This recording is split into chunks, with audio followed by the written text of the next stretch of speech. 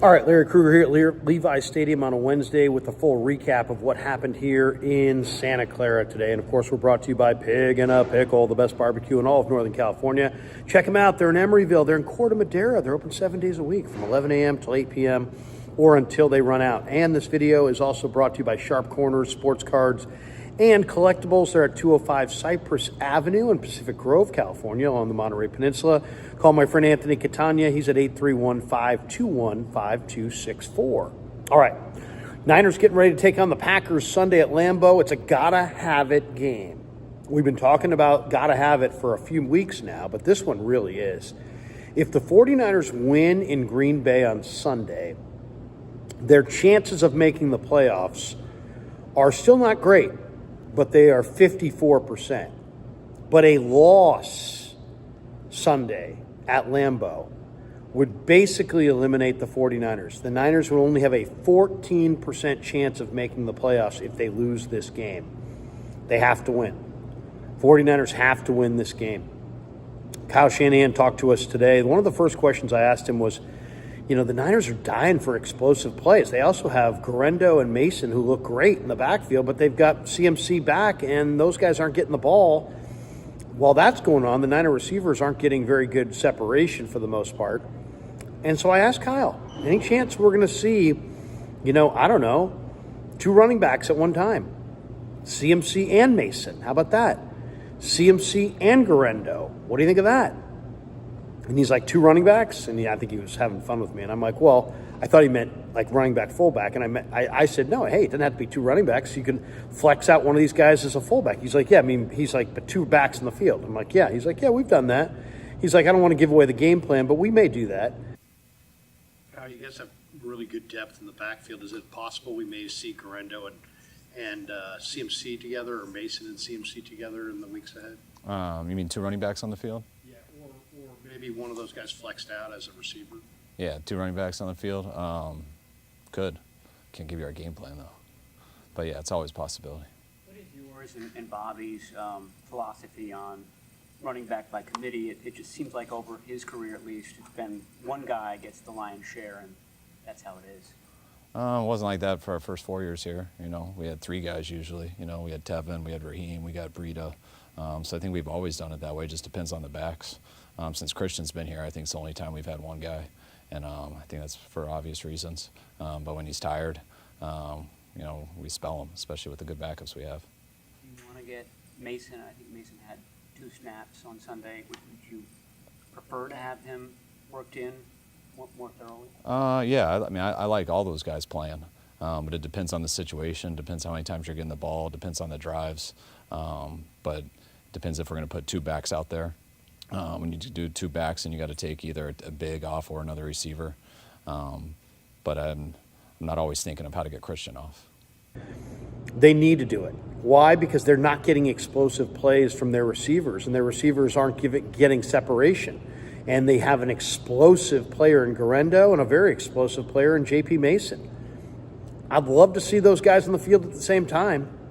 Maybe you flex out McCaffrey as a receiver and you run Mason. Maybe you put McCaffrey in the backfield and you let Garendo run go patterns. Garendo's too fast not to get on the field. Mason's too explosive not to utilize. So we'll see. But Shanahan said it was a possibility. As far as injuries today, Jacob Cowing is in the concussion protocol. He was limited. Tatum Bethune with a knee injury is out. Givens with the groin is out. Trent Williams with the ankle injury was out, did not practice today. Christian McCaffrey with the Achilles/arrest day, he did not practice today. And Nick Bosa with the oblique is out. So those guys didn't go. Mooney Ward, good news, is back with the team. He was limited today at practice. George Kittle was also limited in practice. He has a hamstring injury. Kittle told us at his locker that he is going to play Sunday at Lambeau. Pretty much guaranteed it. So you can pretty much take that one to the bank. You can expect Kittle to be there. And as a kid who grew up as a Bears fan, I don't think he likes missing any of these games against the Packers. George loves to win, but George loves to beat the Packers more than anything. He's going to be there Sunday at Lambeau. You can bet on that. Brock Purdy, though, was limited today with a short, sore throwing shoulder, and John Feliciano was limited with a knee. So we will see about, the status of Mooney and Purdy and Feliciano. Excuse me, but Kittle says he's going. So Kittle will be there Sunday at Lambeau. Mooney Ward. We asked Kyle about Mooney Ward. Is he likely to go on Sunday? And he said, hey, you know what? Today's his first practice back. We'll see how it goes. They don't want to put too much pressure, but you can bank Mooney's going to play on Sunday against the Packers, almost guaranteed. The 49ers bolstered their D-line by re-signing defensive end, the veteran Jonathan Garvin off the street. I talked to him in the locker room. He's a Miami guy who's was drafted in the 7th round out of college by the Hurricanes, by the Packers, I should say, from the Hurricanes in the 7th round. And we talked a little Miami football. He likes Cam Ward. I said, how does a Miami guy deal with the cold in Green Bay? He's like, man, you just deal with it. You just deal with it any way you can. But Bosa's hurting, and Bosa may not go. And the Niners may need an extra defensive end. And the only guy they have in the practice squad right now is Alex Barrett.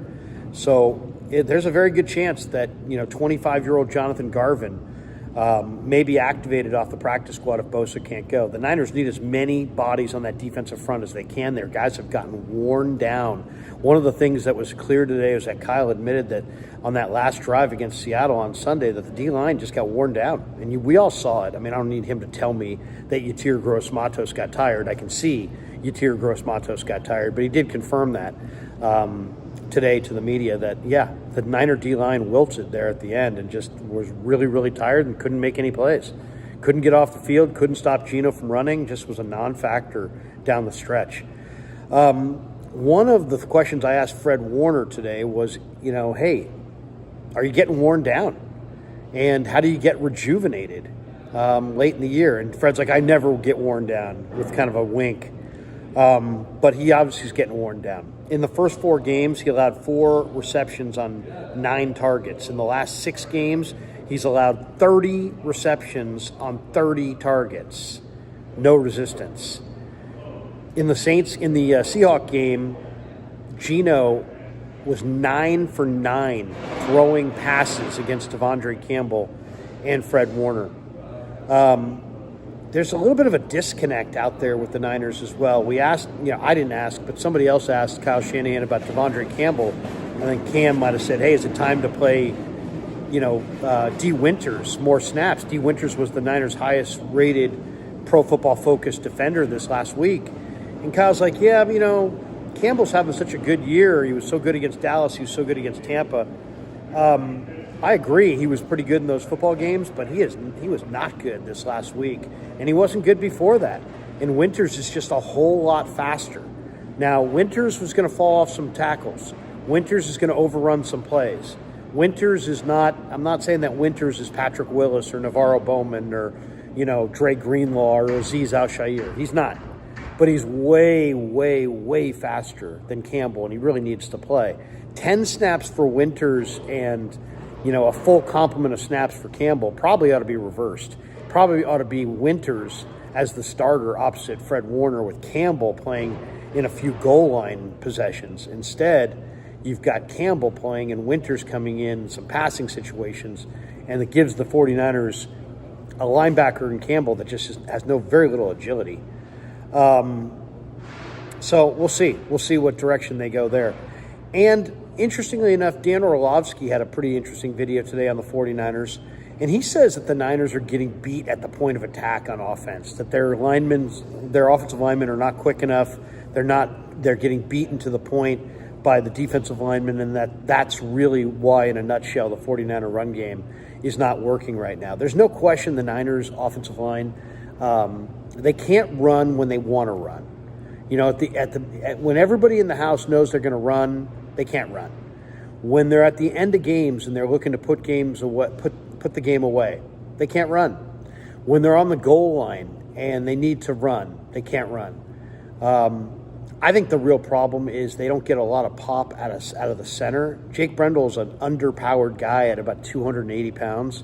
I would go to Feliciano here. He's a 325-pound guy. He's a bigger, stronger body. He's a wider body. I don't think they're getting enough pop in the run game, and I think it's a real problem. I think that's why you're not seeing them. I mean, yeah, you can sit there and say McCaffrey doesn't look like McCaffrey, but all these runners are running into a wall. You know, the Niners can't run it, whether they're running it with Mason, Garendo, or McCaffrey. I'd love to see them open it up a little bit and use Garendo outside on some go patterns and just see if he can create some space. I'd love to see if they could get the ball in his hands 3 or 4 times a half because he is a game breaker. I'd love to see 3 or 4 more carries a half for Mason to balance out the load, especially since McCaffrey's just working his way back. It's going to be an interesting game Sunday for sure. Green Bay, their secondary takes the ball way better than any secondary in pro football. Xavier McKinney himself has 7 takeaways. So they take the football away. It seems like a great day to dominate in the run game. The one area where I think the Niners could dominate in this game, the Bears just ran for 5.3 a carry against this Green Bay defense. The Niners have 3 good running backs. They could come out and run the heck out of the football against Green Bay and dominate that way and win this game. To me, that's the best way to win.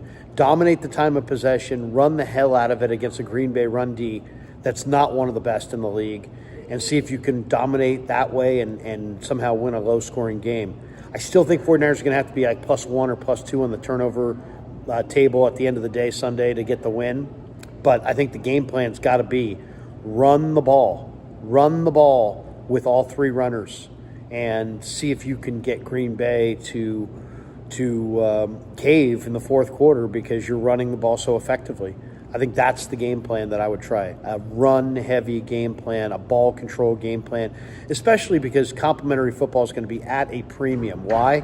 Because you may not have Nick Bosa, and if you don't have Nick Bosa, that means you need to protect your defense. Another thing I would do if I were the 49ers is I would cut Robert Beal and go pick up a Jason Pierre-Paul. You're a playoff team. Beal has done very little to nothing in 10 games. You got to go get a veteran rusher and add that to the mix. Jonathan Garvin's a Band-Aid. They need more help than that. And to me, the Beal experiment needs to come to an end. He looks great, awesome in the uniform, big, fast, strong, doesn't make a lot of plays. Just doesn't do enough. You got to get more out of your backup defensive ends. There's a reason that Bosa's banged up here in Week 11. It's because they've overused him. He's played over 85% of the snaps this year. It's 10% more than he's ever played in his career. That's why he's breaking down. So they got to get some help on that defensive line at some point, and I don't think they can get it done with the guys they have in-house. It's going to be something to look for in the next week or two for sure. All right. Thanks to Pig and a Pickle for being the title sponsor of The Krug Show. Thanks to Sharp Corner Sports Cards and Collectibles for sponsoring this video. Thanks to all of you guys for supporting The Krug Show on YouTube. Have a great day.